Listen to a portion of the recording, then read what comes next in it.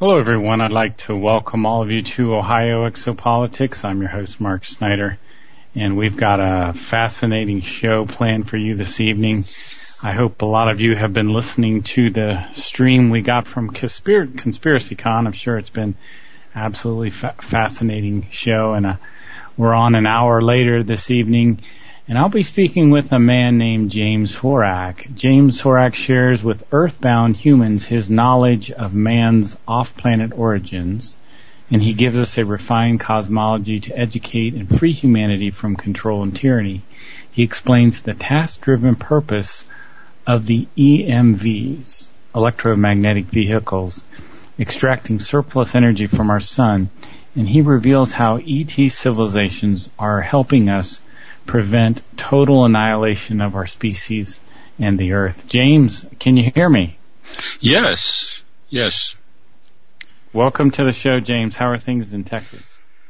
Oh, it was a warm day, but we've had unseasonably cool days and a lot of rain, overcast. Well, I'm glad to have you back on the show. And I'd like to start back at what you've called the origin of the human race. And I've heard you say that the human race originated on a planet with 4 moons and 2 suns, and it was called the Place of Peace. Can you tell us about that? Well, actually, it was a multi-planet civilization that had 2 suns and had gone into trying to manage their 2 stars, and would not join an extended community, which would have helped them because they were renowned for their self-sufficiency and very proud of it. So as they began to work on developing what we have in our system, a solar anvil, they started having problems, and some of their more erudite scientists knew that it might be a good idea to send a contingent under the premise of colonizing another system, that in case things didn't work out.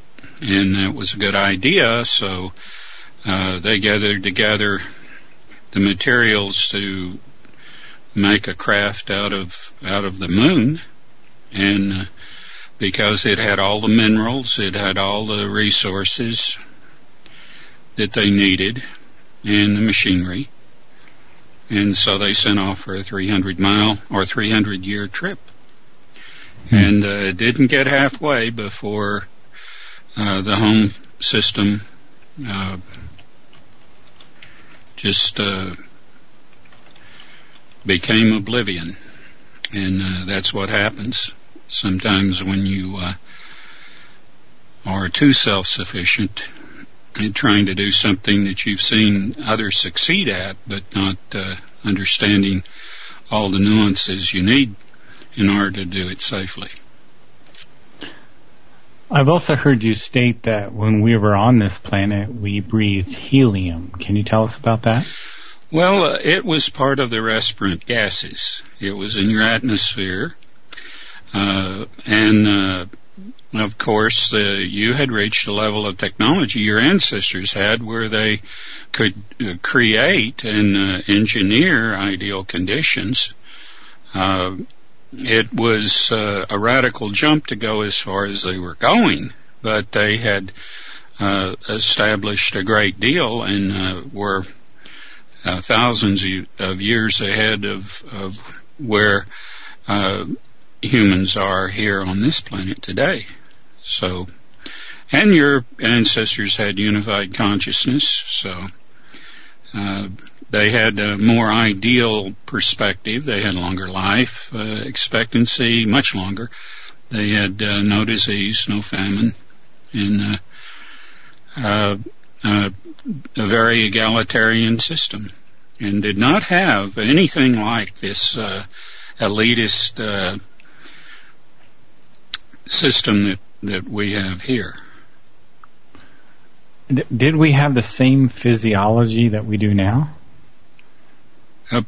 Yes. It was, unified consciousness does affect the appearance. It does make a difference in, for instance, the blondes have unified consciousness, and it affects their appearance. They're more robust and have more sculpted torsos. Very beautiful people. But that doesn't mean that we're any less so. It just means simply that we have less variation. So beauty is almost a sense of form that we grow to expect as a standard, and it's relative. And I have heard you say that you also lived a life on this original planet. Can you tell us more about your life on this world? Well, I didn't, but I am familiar with the problems that came about when you came into this system and established yourself on Mars, and you put your moon around Mars first. And I was dealing with the people that helped you, and that had already established themselves so far in advance of where your ancestors were, and in most ET civilizations, that they were ready to ascend to a state of spiritual technology, and did. They were a very elegant people, and they helped you establish on Mars, and then when you made a mess there, they helped you establish on Earth. Without them, you could not have established on Earth. So we brought what is currently our moon first to Mars, and did that help rejuvenate Mars? Yes. Mars was pretty much, very much like it was now, which didn't make any difference at the time to the Druze, because they lived an existence that was nearing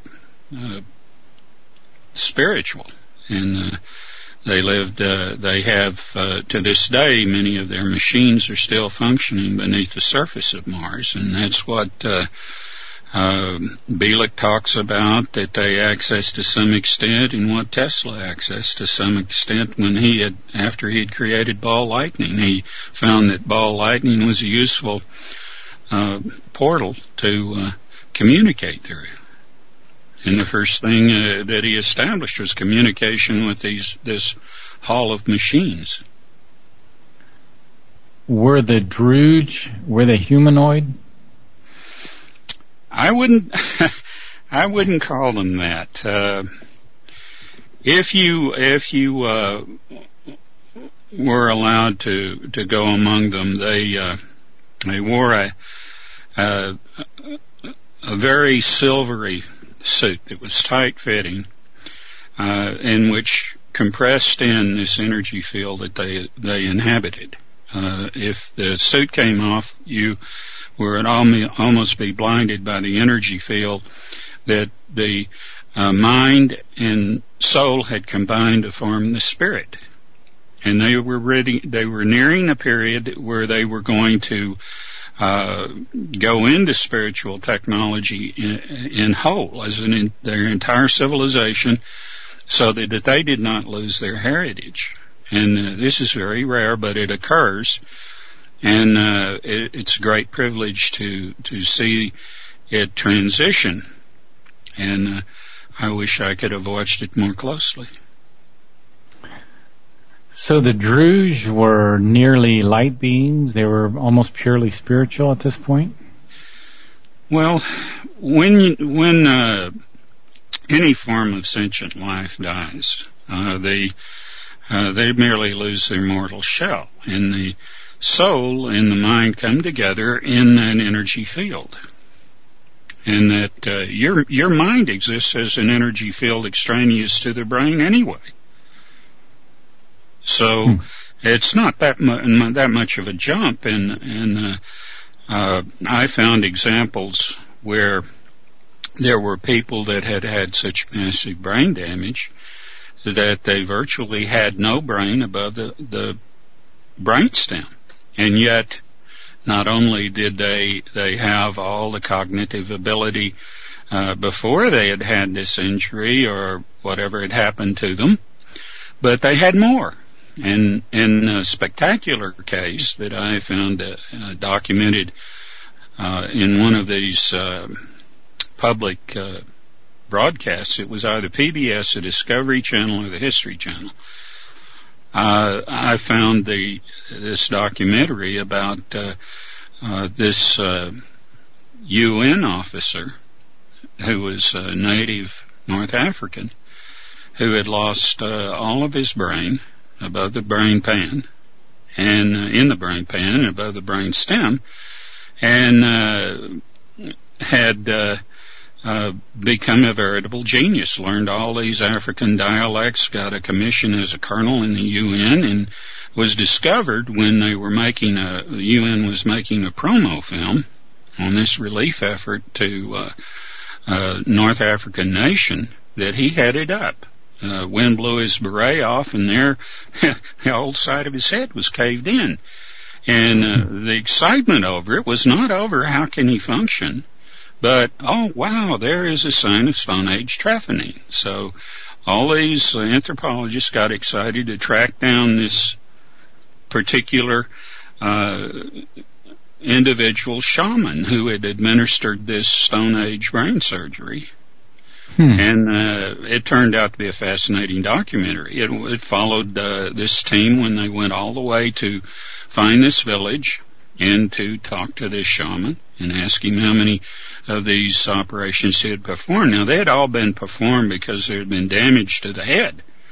These people still conducted ceremonial warfare, and every once in a while somebody get smacked in the head or fall out of a tree or whatever, and they were too far in the bush to get immediate attention. So he would operate, remove the bone from the brain and remove what brain was suffering enough lesion that the blood loss was destroying tissue, and maybe have to perform an operation over and over again. But the interesting thing about it was that instead of, like in modern medicine, where a brain surgeon prepares you to expect the worst, he would prepare you to expect the best. And that's what you get. The power of expectation is that strong. Wow, that's very interesting. I want to get back to the moon. So at one point we brought the moon to Mars, and then that rejuvenated Mars, and at some point via the moon we left Mars and came to the Earth, and now we're on the Earth. Now, you have had past lives. Do you remember, did you come on the moon as well? No. I'm busy doing other things. I'm not an ET. I'm associated with the EMVs. They are almost, have been my home for so long that I try to remember back in any other environment, and all I can remember is that I'm very young. I'm not much more don't have much more ability than to be able to crawl, and I'm on this floor that has a concavity to it, or convexity, and it's like chrome, kind of cool, and I can remember that, and I remember something like a soft voice, but that's going back is the earliest memories that I have. I don't have a memory of a different people or a different anything else. Everything else is I'm involved with the EMVs. I'm a liaison between them and ETs, and I'm not treated the same way. I'm kind of an appendage of the EMVs myself. So I think maybe it's a good idea for me now to introduce Dr. Norman Berggren. Dr. Norman Berggren was an alumni, or is an alumni, of the Ames Research Laboratory and the National Advisory Committee for Aeronautics. He worked 12 years as a research scientist and was involved in many other things. He's a well-respected scientist at NASA, and he's written a book called The Ringmakers of Saturn. I want to read a little section of this book. It's pretty amazing. Evidence is 100% positive that the propulsive vehicles generate the inner and the outer A rings of Saturn. Presence of these units is made fortuitously clear in plates 5 and 8. Ordinarily, emissions are so profuse and chameleonic in character that recognition is rendered quite different. Recognition also is hindered by different modes of vehicle operation, which produce strangely diverse appearances. In absolute size, these mobile bodies are unearthly large. So, James, this is a really incredible statement from a NASA scientist. Can you comment on that? Well, Dr. Berggren was an imagist for Ames, and very well respected. Had just about every honor that the scientific associations in aeronautics could give him. And he noticed that what astronomers had been calling migrating moons, and that's a contradiction in terms. But you know, when science comes up against anomalies, they throw a label on them and shelve them. They don't do anything to try to resolve them or whatever. And I've always said that an anomaly is the clue to the next step up. Of course, these scientists, I don't blame them. They are under constraints, and astronomers and astrophysicists, when they make new discoveries or they find out something peculiar with respect to planetoid structure that hasn't been cataloged, they have to submit this for review. It's not peer review. They submit it to what's called the Office of Astronomical Telegrams. These people, whoever they are, the dark, nebulous, whatever, they decide whether it'll be published or not. And no astronomer, they want to keep their job or stay in their profession, can produce anything that is new without submitting it to these people for their approval. And they have to have their approval before it's released. And there's so many things that have been discovered, and so many things that have been known in the past that have amounted to having records compiled, like transient lunar phenomena, like the reports of physical features on Mars that were observed until the mid-30s, 1930s, like the green canals,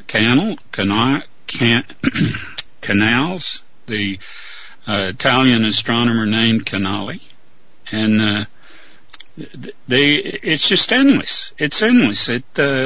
Constraint is the big thing. I mean, information control has been an obsession since the industrial age, when they discovered, that the cartels had to have protection. They had to control technology so that somebody didn't come up with something that put a big corporation out of business. And it reached preposterous extents. Edison, for instance, didn't want to transmit electricity by alternating current. He wanted to use direct current, and it was preposterous, and Tesla tried to talk some sense into him. Hey, I can convert this direct current into alternating current, and you can go up a building and do more than just light a light bulb. And Edison wouldn't listen to him, and he made a deal with Tesla, and then cheated him out of the money he was supposed to pay him for doing what he did. And this sort of thing set Tesla back. I mean, Tesla tried to get even with J.P. Morgan over that one when J.P. Morgan was his benefactor. So one thing after another, containment and control has been the obsession of the industrialists, and they passed it on through the government and through financial institutions to science. Until today, what we have is we have filtered discovery, we have filtered interpretation, we have filtered data, which is all that we have. I mean, we don't have the truth about much of anything if it changes the perspective that they have fed us. Let me read another passage from Ringmakers of Saturn. This physically inherent mobile capability is justification for calling the body a vehicle. The body diameter can be deduced to be 1,730 miles. This distance is about the same as the airline distance from San Francisco, California to St. Louis, Missouri. Such an immense propulsive body implies a space engine possessing unheard of capacity and capability. Dr. Berggren is describing one of these gigantic crafts that are located in the rings of Saturn, and I wondered if you could comment on that, James. Well, he was basing this mostly on two EMVs, one at each termini of the A ring as they were finishing it or completing it. And had he still been working on analyzing the EMVs when it became evident they were in the sun, I think that he would have modified his views. I did one time bring that up. I said they will be seen in the sun, and he said, "How you know that?" And I said,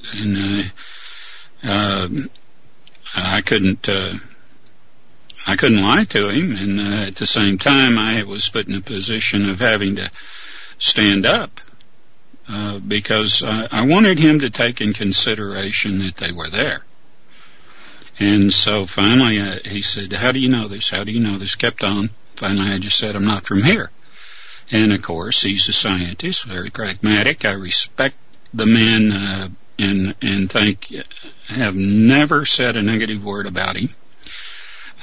He has done far more for science obtaining the truth about phenomena of magnitude than Copernicus, than Galileo Galilei, and so many people that we look upon today as greats that have advanced science. He's done more than all of them put together, because he has broken through this mythological cosmology that has been erected from the thousands of years of myth, tradition, and myth to how and what forces are necessary and what design is essential to having a solar system that can afford complex life and environment. So these EMVs are building the rings of Saturn, correct? Yes. Well, it's the rings are very important to the preparation of re-enriching a planet that has gone through what the Earth is going through now, or starting life on a planet, because what they take is they take the rock from a planet and pulverize it and set it into very rarefied atmosphere, or in the case of Saturn, in orbit outside the atmospheres or the spheres of Saturn, so that cosmic bombardment will break it down, and it's almost like digesting the mineral content to where it is beneficial to tissue. And this, in conjunction with a fungus that is rapacious, will create a type of life, a beginning of life that'll feed anything and provide energy, biological energy for anything that comes along into the mix after that. So the minerals and the material from these rings are returned to planets and act as a kind of fertilizer for all life. Is that correct? Yes. It permits soil to start forming. Basically, what it'll do is that soil is produced by microbial reaction as they begin to ingest what this fungus and this mineral that is taken from having had digested by cosmic bombardment, so that it can provide everything that's needed to sustain life, produce oxygen, and other elemental gases that are very important for a number of processes that geophysicists today are just beginning to understand. So every solar system with life has a Saturn-like planet then, correct? No, they have, it may come from another system, may come from, you have to understand that an EMV can be of different sizes. And they can, if one were to load up and bring a load of this material to Earth, it'd black out the sun over half the planet. So that's, this happened in this lineage, but of course it was so long ago that accounts of it are not exactly accurate. But the last dump of this was in Nevada, and that's where this mineral is found today.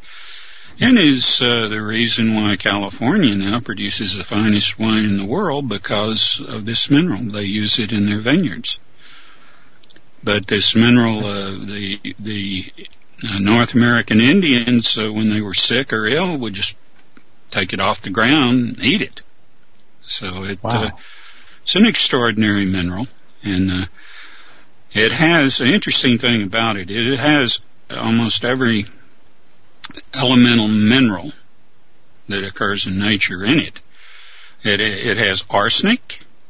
It has aluminum. It has everything that you would think would be a contaminant, would be toxic, but it is in a form that's efficacious to tissue. And whatever might be stored, might be harmful, is thrown off. So it has no downside. I've told people that have tried it and recommended it to them, just don't use it as a supplement, use it therapeutically, because it is so good that it will make the organs in your body lazy. So it's something that you use when you're having a condition. I cured hypertension with it. Just flat cured it. Wow. And if you don't have hypertension, you don't have strokes, you don't have heart attacks. Interesting. Very interesting. I want to read another passage from his book here, and he's talking about a vehicle that has some kind of arm on it, and he describes it as this. He says, this bulge appears to be a donut-shaped formation or toroid through which the arm passes. Presence of a toroid indicates that the arm is acting as a conductor carrying electricity. Do you know anything about this arm that appears to be a part of some of these craft? Oh, yes. First of all, I like to say this, Mark. I'm very impressed with your reading the book closely. I'm very impressed, and I appreciate it. The EMVs have a viable option to create appendages that are specialized in their function. They're task-driven, and certain things, they're geometrically designed appendages that are in the sun right now that are associated with the EMVs. They could not operate without the presence of the EMVs. The EMVs are necessary to protect them. But EMVs do not have a sentience. They have an awareness, and they communicate, and they have a form of intelligence, but it's not cognitive like yours, and they communicate with emotion. But you could be surprised what you can communicate with emotion. And streamed emotion is an incredible when you can bring someone to feel what you feel. It is a high level of communication, almost spiritual. And when you're reading Dr. Berggrun's book, it seems there's no doubt in his mind that these are craft that appear in the rings of Saturn. He never mentions that they might be natural objects. Well, I don't. He wasn't aware they were in the sun. If he had been aware that they would be found in the sun, I think that he would have given them another dimension. He would have gone. If he had realized that they provide an explanation for why stars don't burn out, why and why planets and stars are round. They provide many of they suggest, let me say, many of the solutions to the quandaries that science has and won't broach anymore if they ever did, because they simply don't have a leg to stand on trying to explain them. But if you have a grasp on a cosmology that this is designed, that these things don't happen by accident, it's not a matter of just extending time and process out indefinitely. Everything changes. He also talks about in his book that sometimes there's exhaust associated with these crafts. Have you heard him talk about effluvium? That? Yeah, he calls it effluvium. Yeah, and the stringers and so forth. I'm very enamored. He also talks about places on the moon that he feels are where EMVs attach themselves. And really? Yeah. Wow. But of course they haven't done that in a very, very long time, and that was way back in another system long before your ancestors existed. So the interesting thing is you were talking about Lemuria and you were talking about Mu and Atlantis. Mm-hmm.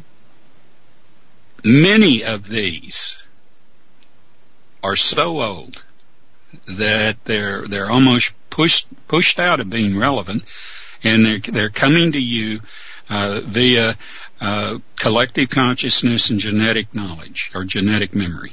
And it may not have had anything to do with Earth, or it had something to do with Earth so many millions of years ago that it borders on some of the anomaly that is in Forbidden Technology, Corso's book, or the gentleman's name. Things like where they find a spark plug in a lump of coal that comes from 3,000 feet below the surface of the Earth. I mean, and all of these things are suggested by that, and there are people that may dream, or they may have a hint of something and think, well, maybe this must have happened, like fundamentalists believe, it couldn't have happened more than 6,000 years ago. That's how old the Earth is, and they'll do everything in the world to try to fit things in that. It doesn't fit. And most anybody and everybody that has had a science education to any extent knows that. But they still keep trying. And there are people that, just will not give that up. There are people that wouldn't believe that the Earth wasn't flat. Most of them were English nobility. For years and years and years. And it's profoundly systemic of people to want to cling to ideas that they like, no matter what the evidence is to confute, to contradict them or refute them. And that's a sad thing, but it's amusing to me sometimes to see how far they'll go. Yeah, I think you're referring to Michael Cremo's book, Forbidden Art. Yes, which is very good. It's very good. I've got a copy right here, and I like it. There are a lot of things in it that get passed over that suggest very strongly support for many of the things that I've said. But people like to string these things along and make stories, make their favorite theory. If it doesn't fit their favorite thesis or whatever, they just pass it off. And that's not the way to grow. The way to grow is you take things as they come and try to fit them if they don't fit into your particular way of looking at things, then consider it outside your way of looking at things, because there has to be a resolution to this evidence being there. And once you accept that and believe that, then you don't fall into this hole that scientists have been forced into, to just disregard something if it challenges the status quo. And I've heard you say that we have had 6 previous civilizations that were destroyed when the restraining power of the EMVs was removed from the sun. Can you tell us about that, James? Well, you get into a cycle where you do the things that you are doing today. Now, this will be the last extinction, so it's very important to give you every possibility for turning things around. You have to learn to outgrow your technology. You have a mindset that, oh, well, if we don't do this, somebody else will do it first, so you create a hydrogen bomb. Then you create a neutron bomb, and then you go on and on and on. And then you get to a point where everyone loses sight of what's important, what the priorities are. Nature is a priority. The health of the planet is a priority. Making money is not a priority. It's only a priority among people that are obsessed. Not that I wouldn't say that if money represents food for the hungry, that's not a priority. It certainly is. But there shouldn't be any hunger. There shouldn't be any famine. There shouldn't be any disease. We have the technology to eliminate all these, and yet we're spending all this money in research, not in doing that, but in creating more disease, more exotic disease, in the name of weaponizing every damn thing we touch. I've heard you say that if we don't straighten out, if we don't improve our ways, so to speak, that the earth will be turned into another sun. Can you talk about that? This will be the last extinction. There's a good chance that in the very near future you're going to destroy yourselves. Russia's drawn a line in the sand over Syria. It better be heeded. Israel and the United States better withdraw from interfering in the civil war there. Pull their mercenaries out and leave those people to determine for themselves what they want. If they weren't supporting the president of Syria the way they are, this would have been over and a done deal long ago. It isn't, because he has the people's support. That's a given. So it is too close to Iran. It's too close to the interests of China and Russia to have access to the Middle East, to maintain the economic well-being that they've established based on some of the relationships, the trade relationships they have. That the greed and the power hunger of these people that are involved in creating this globalist takeover has gone past the point of any kind of workable, peaceful solution. So right now, we are poised for annihilation because we're dealing with people that are not sane, and they're making the decisions of world leaders. So, it may be that you destroy yourselves, and of course, I put it this way, that right now Jupiter is being terraformed. The moons of Jupiter are all inhabited, and they would appreciate the extra energy from a new sun. That's the nicest way I can put it. Can you elaborate on that at all? You say the moons of Jupiter are being terraformed? No, Jupiter is. Jupiter itself is being terraformed, yes. There is going to be a race of people that's going to live on Jupiter itself. There are people there now. Now, we hear from conventional science it's just a giant gas ball, right? Well, what do you hear about the sun? There are people in the sun. Oh, wow. You got to tell us about this, Gene. Oh. Well, my friend Kevin Smith did a show on structures that had artificial form in the surface of the sun. Not the corona, but in the surface of the sun. Now there is a growing hole there. If you have a technology that's thousands of years, tens of thousands of years, hundreds of thousands of years ahead of what we know, how can you perceive it? You can't. So I talk about a simple thing like a metal that can be ionized, a metal that can provide you with everything that you need to be able to travel at any speed, make a right-hand turn, accelerating at any speed, and not feel any difference inside the craft. Now we know that EVs have that ETs have that. Why can't we? It's the metal. The secret is in the metal. So if you have that metal, it would protect you from heat. If you have that metal, you can duplicate any ideal environment you want. If you have that metal. So you're saying there are people dwelling in the sun, and they have this special metal that protects them from the heat of the sun. Why do they prefer to live in the sun? The energy. They're not so much living, they're working there. They are devising the rudiments planets. They're devising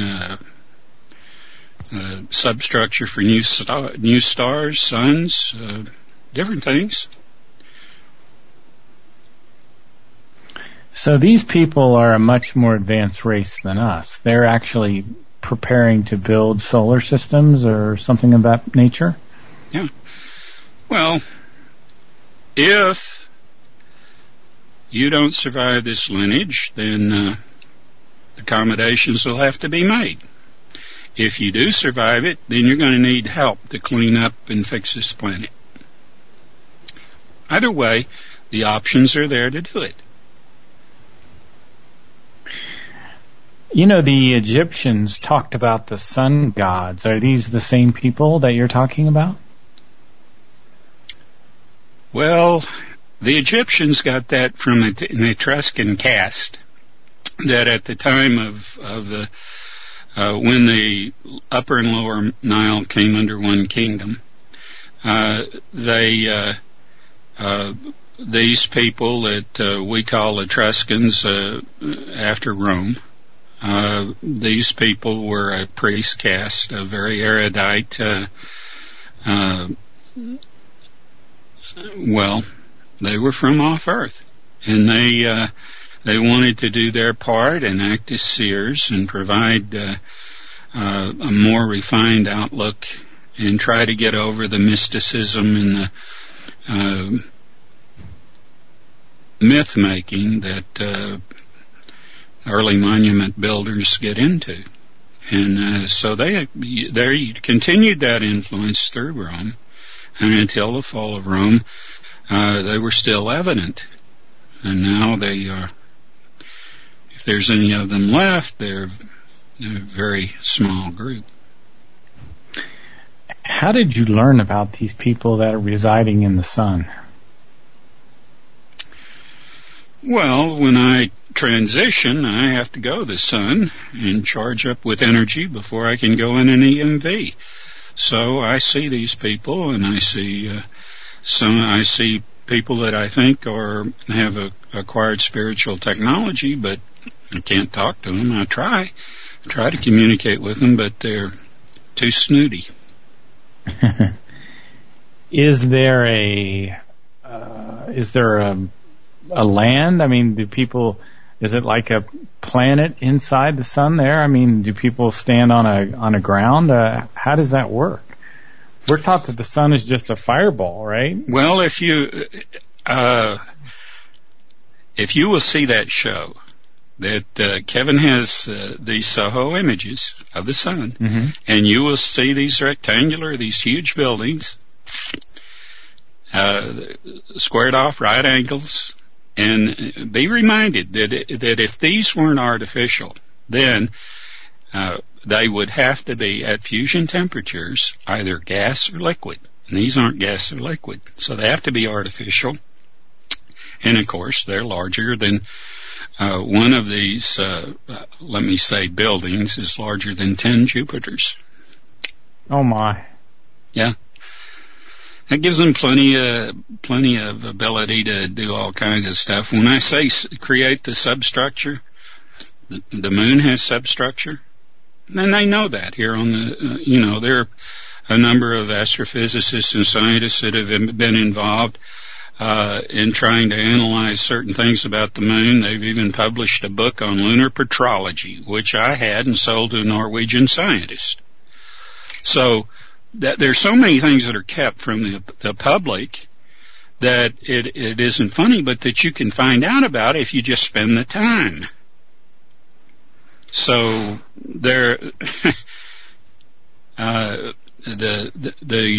our sun has a substructure. And that's some of the facets of that substructure have been evident during some of the phases of solar cycles and so forth. And one was magnified by the intense heat, which will mirror an image and create a magnification effect.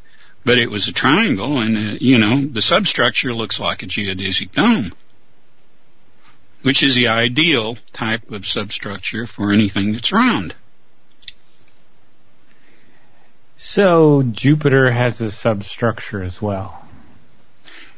Everything that's round in space of mass has a substructure. How do the people in Jupiter handle the incredible gravity that must exist on that planet?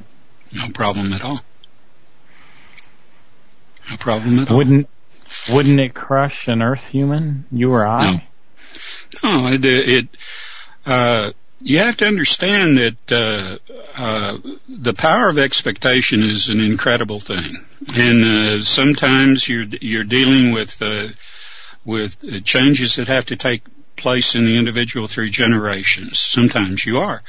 But as stress mounts on an individual, there are certain things that come to the fore genetically. You have genetic adaptability that's not discussed. They talk about mutation, but there is a genetic adaptability where, under certain conditions, people have genetic patterns that express the trait only, let's say, in a homozygous genetic allele, or pairing, or some other configuration that normally would not be phenotypic, would not exhibit the trait, but will, under certain stresses, that'll happen.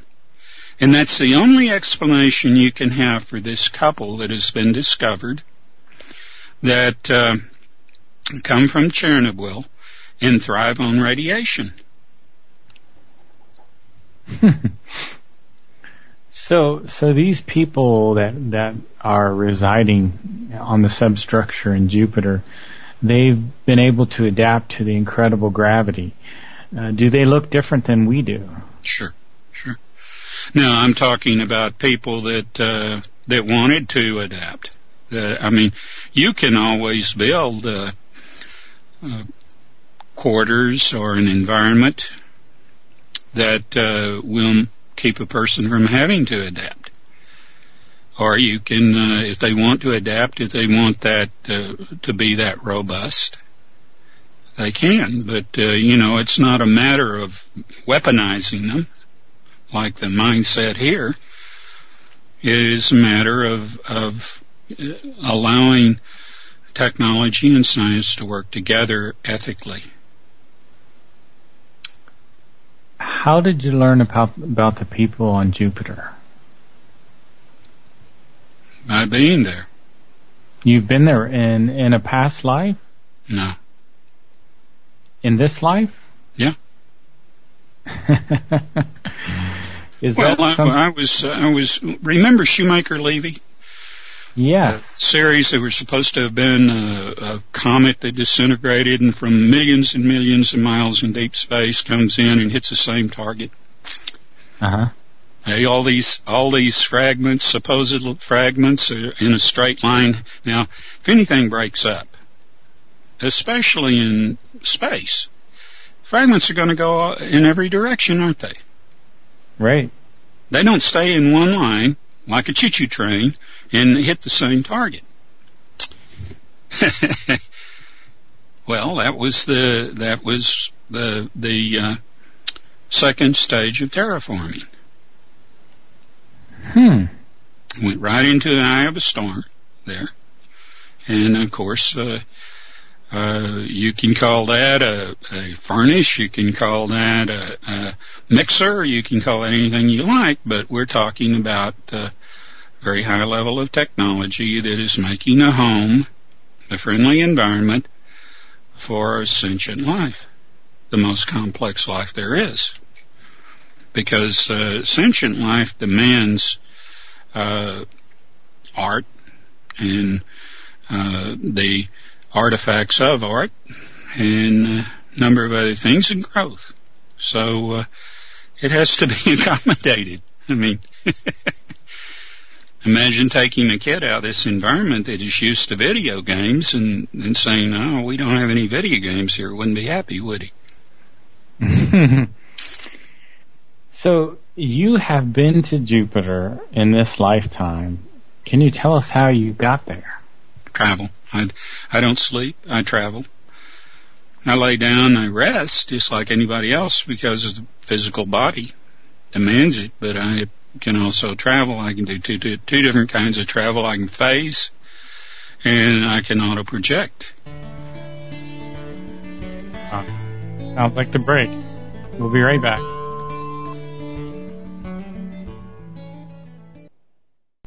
Hello, everyone. I'd like to welcome all of you back to Ohio Exopolitics Radio. I'm your host, Mark Snider. Our guest this evening is James Horak, and we've just been so far down the rabbit hole, I don't even have words to describe it. It's been absolutely a fascinating discussion the past hour. And James, before we went on the break, you were telling us how you're able to travel to Jupiter, and I think you're saying through astral travel, correct? Well, it's a form of projection. And, of course, if you don't believe that the brain confines the mind, and you know through experience how to use the methods that are already there, that have been supplied, in this case, a form of travel where I'm taking advantage of changes in time due to misused technology so that I don't harm the continuum, and I therefore can utilize compressed time I could explain this at a level of science where I think anybody could comprehend the principles involved. They're not difficult. I mean, it's not like trying to find a God particle or explain string theory. If something, this is a principle that some pastoral people of a very high technology, not technology, but cultural, high culture have. They say, one of the things that I love about them is they say, if a child cannot understand it, it cannot be true. And I love that. I love that. Well, when you begin to understand how legalese and framing words out of ancient languages and trying to speak in terms that are overly specialized, just to add to the mystique of science and our medicine and so forth. This is priest practice. It isn't medicine. It isn't science. It's trying to make people put something over on people to make them think that you have a privilege or you have an expertise, whether you have it or not. Jesus said a few things that are quite interesting to me. He said, "Is it not written in your law that you are all gods?" And he also said, "Greater things will you do than I have done." So does that tie into your being able to travel astrally to Jupiter? Well, I have been accused of having a Jesus complex, and of course my reply to that is, if I have to have a complex, that's a pretty damn good one to have. I can't find a single thing wrong morally or in principle with the model of Jesus, and it's very interesting, and it's very warming. And the best theater, the best most heartwarming stories that are ever put out are a form of moral play. I mean, this will bring a sense of goodness and empathy to the viewer or to the audience that nothing else will. And you take, I'm not an opera fan, but there are plenty of people are, because of the emotion that comes through opera is a way that reaches them inside that nothing else does quite as well. Now, I'm not sensitive to that, but I know and recognize that there are people that are. So I kind of wish I did have that quality, but I don't. Maybe it's because that my ear is different. How is it that you have a Jesus complex? Well, when I stick to the moral point, the moral, whatever the moral premise is, I always stick to it. I always talk about if you take the wrong path, you have to go back to where you took it to take the right path. And that's true of science, true of medicine, it's true of anything. And if you do that, then you can correct all of the perambulations that you have made off the path that have taken you nowhere and created that rabbit hole you're talking about. It's very interesting. Let me digress back just briefly to the EMVs again, and I wanted to ask you, who built the EMVs? I don't know. For lack of any better word, let me just say this: God. Okay. Although, like I say, I'm not speaking for God. Look, I am no closer to the face of God than you are. Very interesting. And I have heard you say, at least I think I've heard you say, that your home that you know of has always been with the EMVs. Is that correct? Yes. Yes. But I'll say this. If you're in an EMV, whether like me or like spirits, you have access to the universe. There are spirits there that in those chambers that I'm not allowed to go into, but that share, that are from all over the universe, and they share everything that's there, and it's simultaneous if that's the way you want it. I mean, it's the most incredible thing there is, and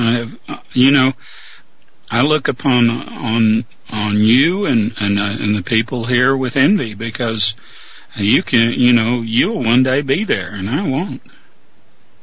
Well, why can't you go into those chambers? I'm part of the task-driven mechanism. So you're not a typical Earth human. No, I'm in this mortal shell. I'm here to try to do the best that I can because this is the final extinction, and whatever I can do to help. I had to first convince the extended community that we needed to let this go further. That maybe those decisions that were made on some of those six extinctions were premature. And I made my point. The presence of EMVs confuses the issue, and split consciousness confuses the issue. And my selling point is so far has been, wouldn't it be incredible if the split consciousness could survive and could adapt to a higher cultural sophistication and go on with all this intensity and creativity that's lacking in unified consciousness? That's a hard sell. But you guys have made me a salesman. So you are kind of a delegate or an ambassador for the human race. Exactly. I'm a liaison between the EMVs and ETs. So I'm still not understanding, though, why you are not allowed in the spirit chambers, but regular Earth humans are. Why would we be different than you in that sense? Well, I don't even know that I have a soul. I don't know. So I'm designed like the EMVs to be to fulfill what I'm supposed to fulfill and not be corrupted. So do you consider yourself like a biological android or something like that? No, just don't think I haven't thought about it many times. If I could come up with an answer, I wouldn't hesitate to give it to you. But all I can do is about myself, because really I've always before, until this time around, I've always before just been left out of the equation. Just been someone that would represent the EMVs and whatever the ETs as a group, an extended community we call them, and there are many extended communities, what they would come about to decide, and I would listen, and if there was a very, very strong agreement, and it was, I felt, as humane on one hand as it had to be, and as practical on the other as it had to be, I would go along with the program. But this time I kind of didn't do that. So I was criticized for having gone native, and I looked upon as a pariah. And but there was nothing that compelled me to be anything other than what I thought I should be or do differently this time to see if something that has variation that could be precious to the universe can be salvaged out of this. James, it's so interesting to talk to you and to be able to hear about this new information. You always have layers and layers and layers of information, and it's astonishing, and I appreciate you sharing so much this evening. I'm going to shift gears a little bit. You mentioned to me the other day in one of our off-the-air conversations that you were making some kind of comparison between Richard Hoagland and Dr. Berggren, and I wondered if you could kind of follow up on that discussion. Well, once you realize that Hoagland was a science editor, he was a science consultant for Walter Cronkite, who was a New World Order advocate, and he has taken the example of Cydonia, and he's right about Cydonia. Much of what he says is true, but when they falsely represented in resolution the face on Cydonia as a pile of rubble, he should have spoke up, and he didn't.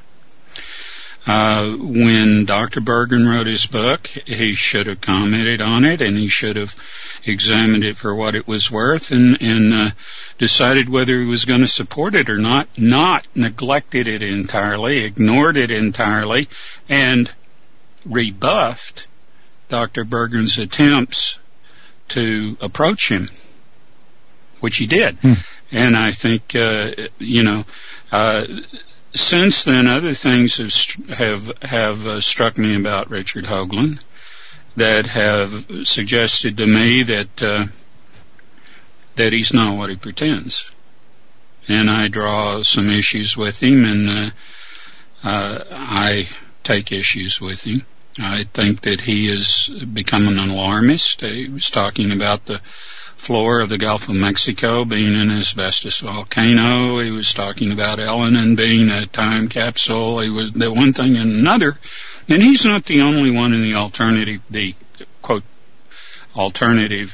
quote, unquote, community that does this sort of thing. Like they were trying to get a new script and new ideas, new billboard for the sensational to draw an audience.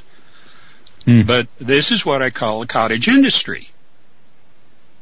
They have built up a dependence on money out of ufology, out of anomaly research or whatever, and they've got a conflict of interest. They're not truth seekers, and they find that their interests, their own self-interests, align with being gatekeepers, with containing, just like the mass media and NASA and other groups that want to bottle in reality to where people can't look at the possibilities and consider them and build a model around possibility when nothing else works. James, are you aware of Dr. Tom Van Flandern? Yes, I am. Have you heard of the crown face? Some mention of it. There's so much. Would you go into detail about what you want to talk about it? Sure. Everyone's heard probably in this field of the face at Cydonia.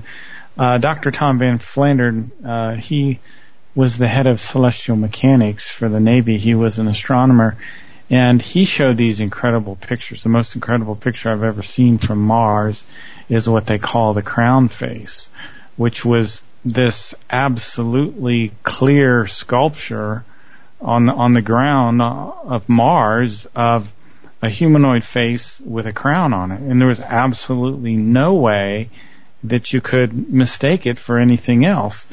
And I just wondered if you had heard of that before. Yes. There's so many things on Mars.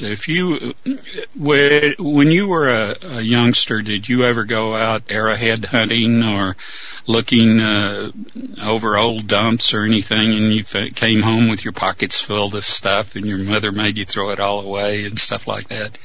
Well, if you were on Mars, you were walking around on Mars, that would happen to you there too. There are places where there are excavations. I'm very fond of Kevin Smith, who takes NASA images and finds these things in them, and then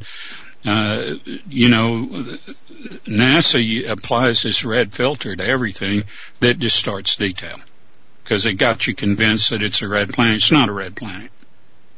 And all this to make it removed from your reality as much as possible. You can breathe on Mars. It wouldn't be that labored. You can, Kevin's last show on Mars showed a stream, running water. Really? And, yeah. In fact, there was a geologist that called up and said, "Yeah, I agree with you. That's a stream of running water." That's incredible. And but that's true. Like I said, there was a vast system of canals that were present and observable with the naked eye, and well, let's say with a 20 power binocular or even less, on Mars up until the mid-30s. They were called canali, and they were very evident, and that made H.G. Wells' rendition of what Orson Welles portrayed in his radio show so real to people, because they had talked about the canali, they knew about it, but what you have today is you have history being lost, falling through the cracks, and people. There are CIA people that just go out and buy up stuff. They buy up magazines that have articles that they don't want people to remember or know anything about, books, etc., etc. They've got people that they pay that are readers that read novels. Oh, this novel, we don't want this novel promoted. Movies, there was one movie made on chemtrails back in 2007 called Toxic Skies. It was banned in the United States, but it was a Hollywood movie. So there are so many things that people forget, that, like that documentary about that UN colonel that I was telling you about. That's fascinating, the most fascinating documentary I've ever seen on television. And yet, the amazing thing about that is that all these anthropologists that were involved in this, were just so elated and so mystified and so fascinated by the fact that they had found an example of Stone Age trephining that lasted into present times. And this is just, do you think that at any time they said, well, how in the devil can this guy be a genius with no brain above the brain pan? You think they ever did that? No, they probably didn't. That's quite sad. That's astonishing. That is the state of medical science, if you want to call it that, and of the natural sciences, and the whole 9 yards. I mean, it's pathetic, and I'm just sitting there, shaking my head. I'd say, I wish I was there. I wish I was there. Huh. What you were saying about people from various government agencies buying up things and trying to hide history. Yeah. That's very interesting. I have a book. They call them readers. They call them readers. That's really what they do. I have a book called UFO Contact from the Pleiades by Colonel Wendell Stevens. And it's an astonishing book. It has some fascinating information in it.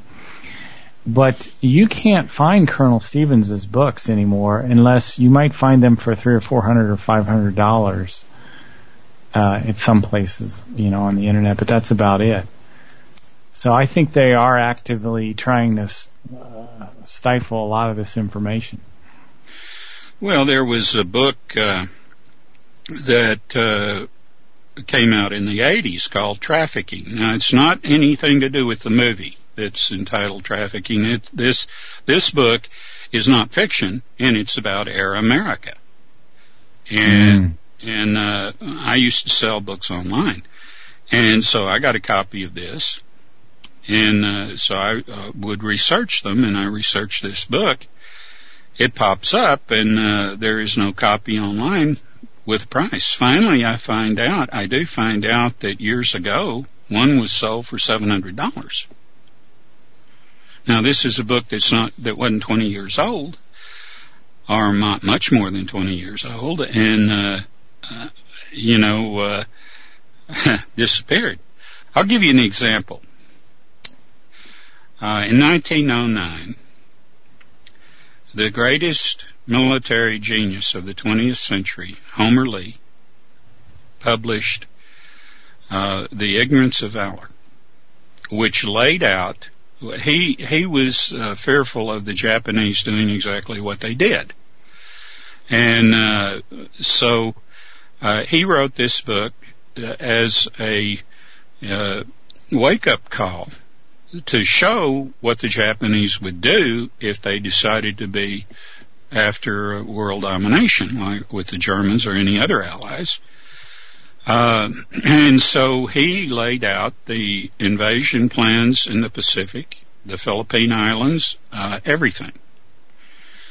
And when the book was published, there were, I think, 40,000 copies or 20,000 copies.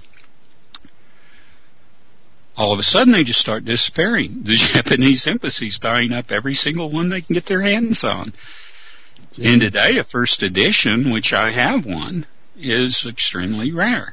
Now, it was been reprinted, and it was used as a text at West Point for a long time because, like I said, Homer Lee was a military genius. He was offered the supreme command of all land forces by the Dowager Empress in China, and he was offered the supreme command of all land forces in Russia by the Tsar.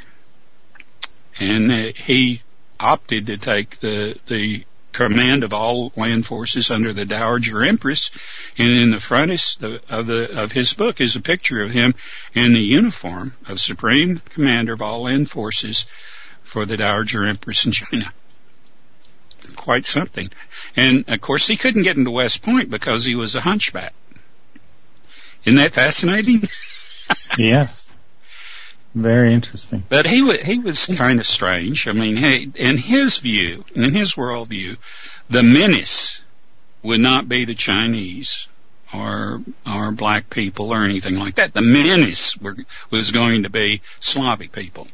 So the final work, I don't know how far he got into it or whatever, but were Slavs. You know, this was the next people to fear, and but he absolutely was a genius, military genius. I would put him on par with Napoleon.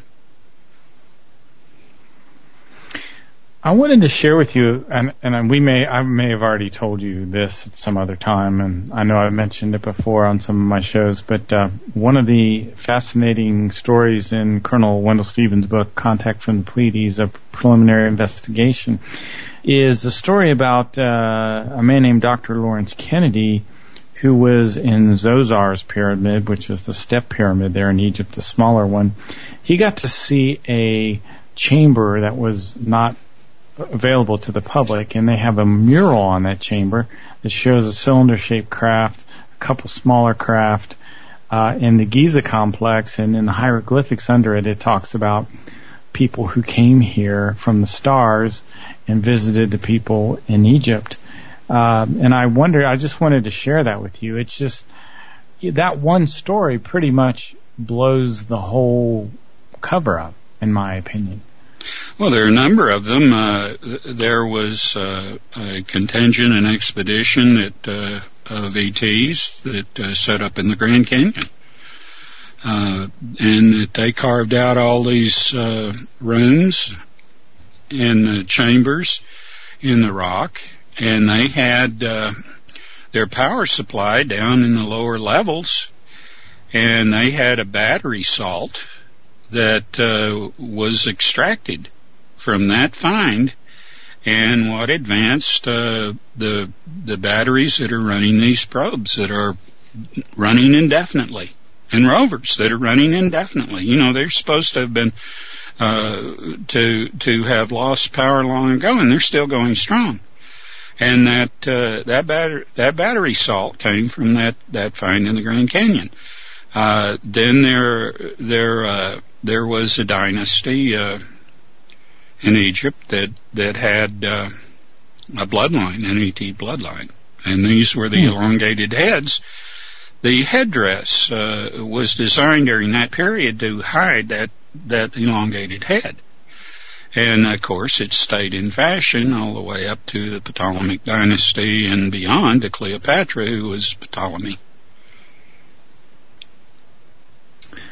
And where were these people with the elongated heads from? Do you know?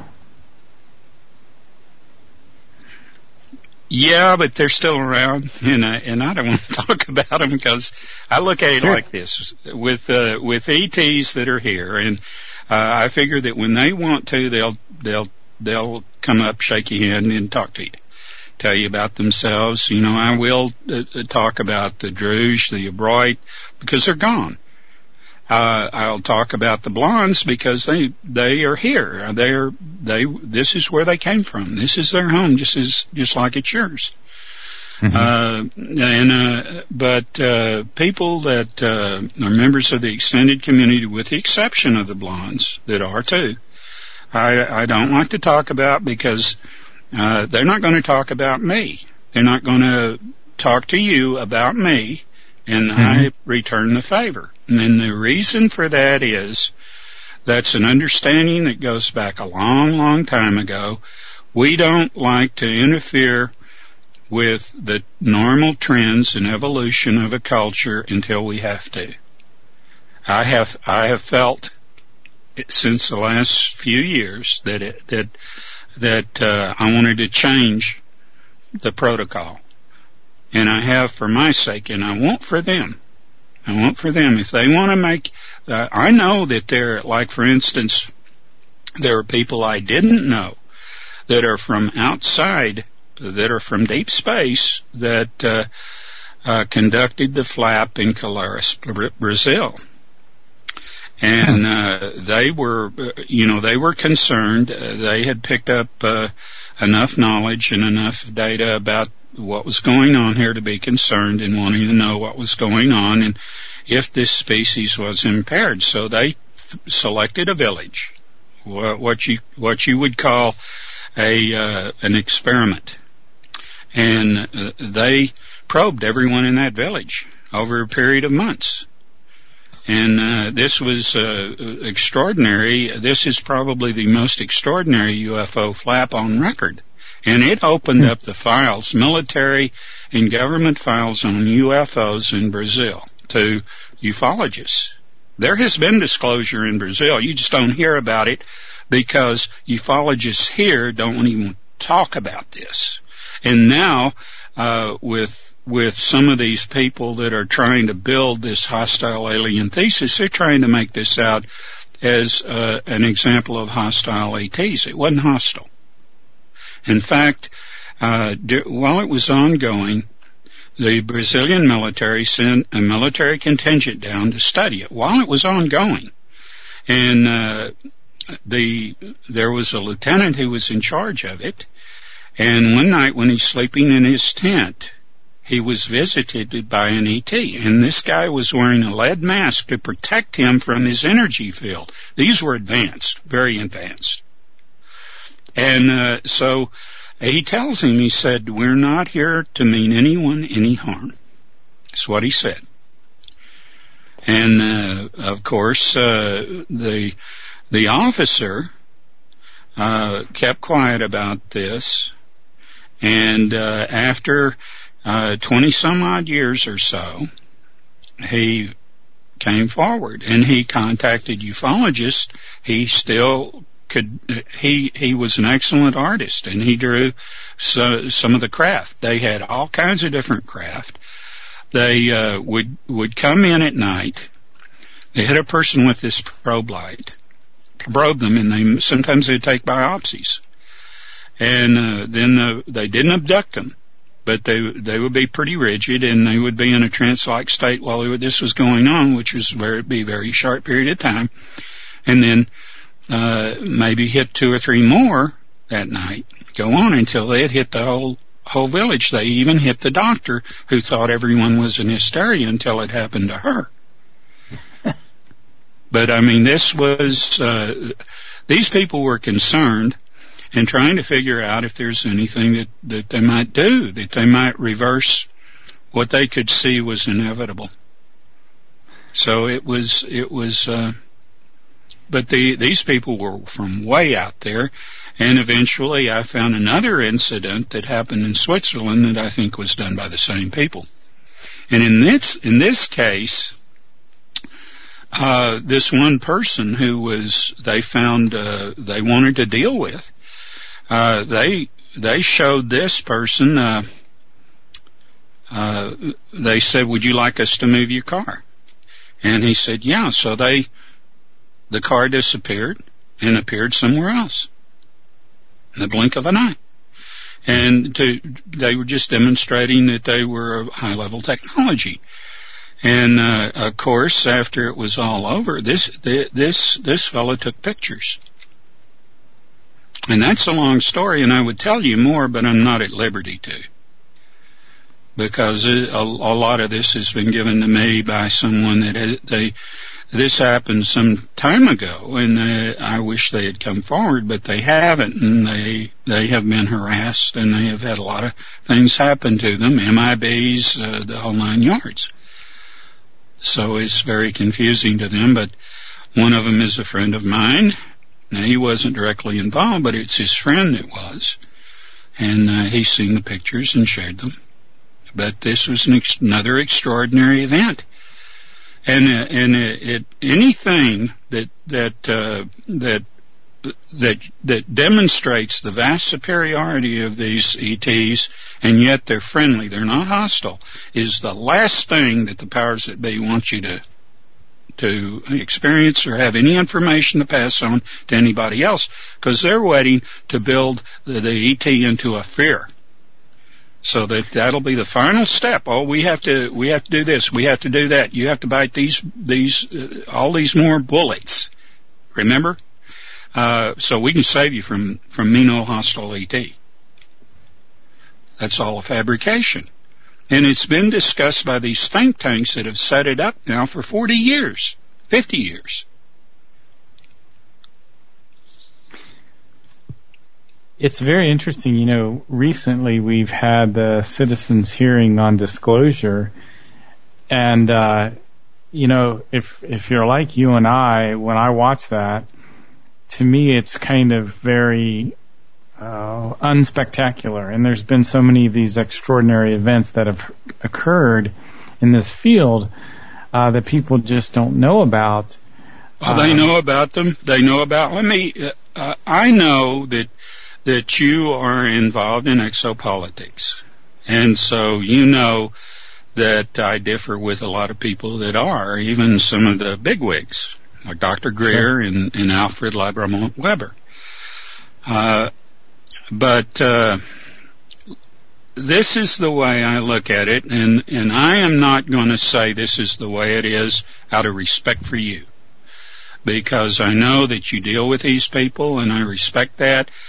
I respect you. But either wittingly or unwittingly, they're being used to lay the ground for a credibility they have denied. The powers that be have denied, suppressed, murdered, killed, burdened people to suppress now for 50, 60 years. Now, all of a sudden, they've got to build a credibility base and at the same time not show themselves as the criminals they were to do all this. They committed crimes. So they use people like Dr. Greer, people like Alfred. They use them to lay the ground work for them because they can still maintain the deniability, can't they? Yes. So it's a ploy. And that doesn't mean that Dr. Greer or that Alfred is involved in the deception. But it is how they're being used. And I look at it this way: if people get promotion, if they're promoted, if they even come close to being written about in the mass media, be suspicious. Be very suspicious. It's interesting. I was eating dinner today with my wife, and we were at a restaurant, and they have these big screen TVs up, and just to my right was this show playing, and it's a new show out. I think they had a season premiere. It was 2 hours long, and it's called Falling Skies, and it's about ETs. I mean, the sound was off, but I can see human beings walking around with rifles, and then next thing I know, they have this jail set up, and they've got these kind of strange looking ETs in this jail, and it's all the same. We've seen Battle LA, we've seen Independence Day. Cowboys and aliens. That's the most ridiculous thing I ever saw. But society's being molded right now. These ideas are being put in our subconscious, don't you think? Oh, yeah. Well, people need to step back and realize, and not all the astronomers have played to the deception. Even the worst of the deceivers, Carl Sagan, has come out from time to time and said things that were true. Maybe by mistake, but he's talked about if there was contact, they would probably, based on the rapidity of how fast when you get to a certain level that you acquire, almost in geometric proportions, you acquire higher and higher technology after a certain point. And that's true. That is very true. And so if you have, say, a civilization that is 5,000 years older, that has gone 5,000 years ahead of where we are now, and survives its technology, why, it has already accomplished mastery over its star, and it is ready to go further. Maybe build a solar anvil, maybe build a number of other things. They're getting near being able to figure out what I've discussed about that there are all kinds of mistakes that have been made in the classifying of the elements into the periodic chart of the elements. There have been, and a lot of this, it was deception, intended deception.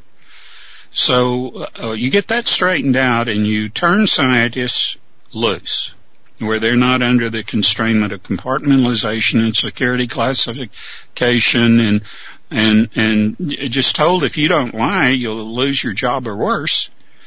And you throw information out into the public because you have got unpronounced genius out there that can take and run with stuff.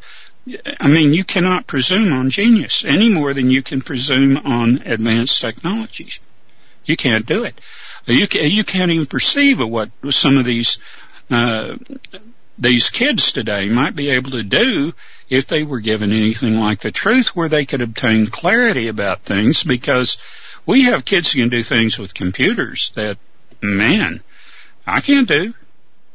And we have things with we have kids today that sit around and they do this humdrum thing over and over again because there's nothing else to do.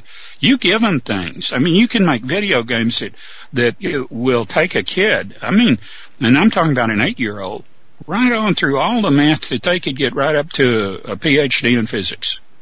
In a game that you create, where they have to use all these formulas in order to hit this tank that's moving at at a rate of speed and changing speed, changing gears and everything, and they gotta figure out where that shell that they're going to fire is going to the trajectory and everything in order to hit it with all the gyrations it's doing. I mean, there's so many ways and things to turn these beautiful young minds into gold. I mean, so many things, but that's not what education today is about.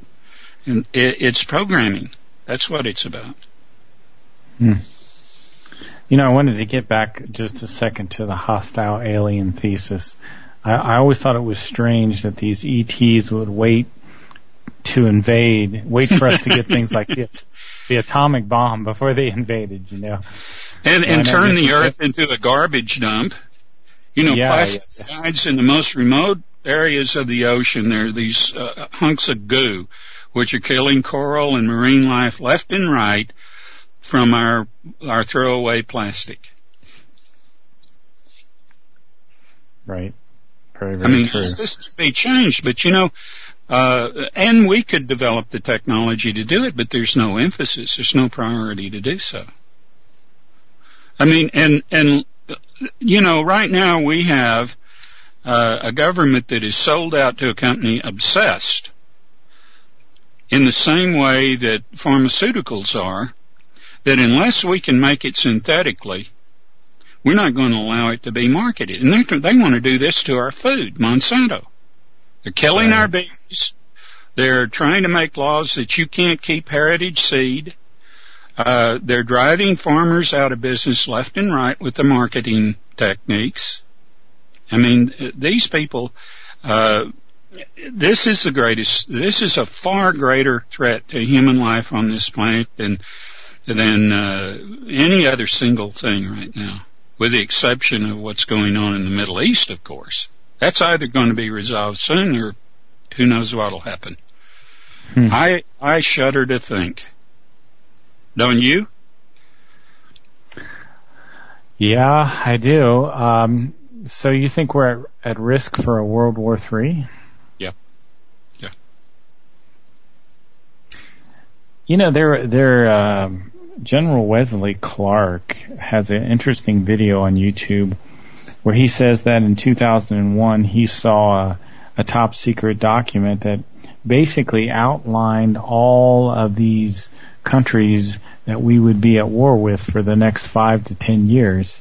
And sure enough, they're following their script. They're following the script, and they better pull up, because to think that they can overpower countries like China and Russia that have as much at stake in the Middle East as we have, to think that they can just overpower them and take over border nations. We didn't have a missile crisis until we put IRCBMs in Turkey. And then the Soviets decided, well, we'll put them in Cuba. And basically, as far as geography goes, it's about the same thing. But you see, the closer that you get them to your target, the less warning, if you launch, the less warning the enemy has. And so it's critical. But, you know, to do a stupid thing, to raise the notch up, you're giving your enemy the same provocation. So we ask for that. And, you know, thank God JFK understood that much better than his chief of staff and military chief of staff, who urged him to release against the Soviet Union over the Cuban Missile Crisis. We came awfully close there. You know, Iran will not be a pushover. They have some very high technology. Oh, they have something that you know, if you could appeal to Netanyahu at all, if he was sane, and he's not, there's already been enough demonstrated to him to pull in his horns, and he wouldn't have attacked Syria here a couple of weeks ago. But no. which shows to me that he has no more common sense than a bedbug, and he is the part of the equation that I worry about. Because if they go to conventional war with Russia over Syria, then the Russians will overwhelm them, and then he may resort to releasing nukes against Russia. And I'm not so certain that Obama is that much more stable than Netanyahu. And it's all over if the United States releases against Russia. It's all over. And of course, Netanyahu has said that if Israel goes, the world will go, because we'll release against the major powers. Now, Israel does not allow weapons inspectors, do they? No, they don't comply with any non-proliferation treaty whatsoever, and never have. Never have. And the United States has let them get away with it time in and time again. But there are things I could tell you that I'm not going to. Things that I know that they don't know. Israel has already tried to release once. Really? Yeah. Wow. Nothing would work. Netanyahu gets on a plane and flies to Russia without any diplomatic pouch. Could have been arrested and put in prison. Storms in on Putin and raving and ranting because he felt that the only two countries in the world that could have that kind of technology were either Russia or the United States, and he knew that the United States was in his hip pocket. Mm-hmm. And Putin, of course, doesn't have any idea what he's talking about, and Netanyahu figures that out before he gets to very far in his raving and ranting.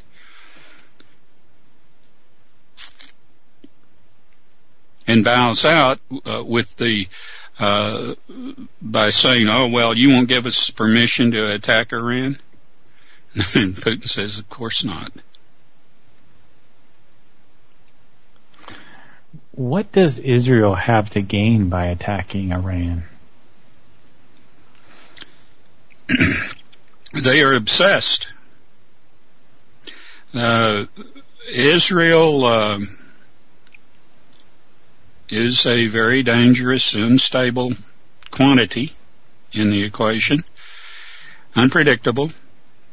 They have no moral stance whatsoever against the people, the Palestinians in Gaza. They've created a ghetto of the worst kind. They didn't want those people to have fresh water. They didn't want them to have food. They didn't want to have medicine. And they punished Egypt whenever Egypt provided a corridor for these people to get these things. And that's part of why the Egyptian government had all the turmoil and conflict that they had. But you see, Israel has been a bulldog for the Seven Sisters, the big oil, for so long, in keeping the Arab states from any kind of unity.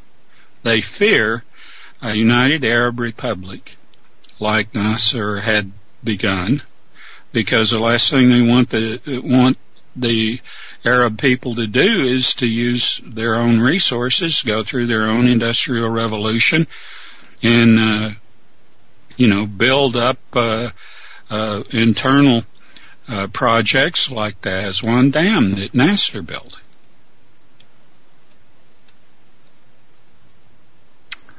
And a lot of people don't realize that Israel they have a lot of nukes. They have all kinds of weapons. Yeah, and most of these were acquired illicitly. They would, we had companies that would barrel up plutonium waste from reactors and freight them, take them by freighter to the Atlantic Trough to dump them in. And Israel would pirate the these barrels of plutonium waste, take them to Israel, and high-grade the plutonium waste. One of the things they don't tell you is that any kind of spent rod that comes out of the core of a reactor can be reprocessed, reconcentrated, and reused, and it would save billions of dollars. But they're not interested in doing that. There have been experts talk about this. The reality is you can have even a fast breeder reactor built safely if everyone will conform to standards. And if you have anyone... I think we're out of time, James. Thanks so much for coming on. It's been a fantastic conversation, sure. Well, thank you, Mark. Talk to you next time.